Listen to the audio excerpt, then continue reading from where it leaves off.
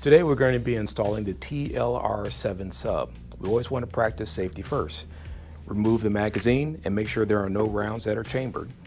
Pay attention to the TLR7. There are a few things.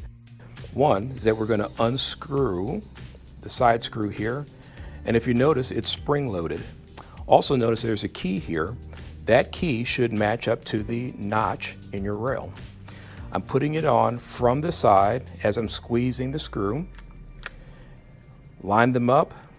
Once installed, use the included multi-tool to tighten the screw.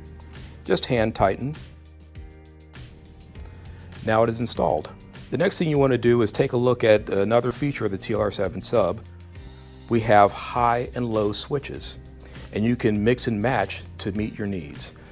In this particular case, I'd like to have more clearance on this side to be able to get my finger in. So I'm going to remove this switch here, we're using the included multi-tool. Notice I didn't even have to take it off the firearm.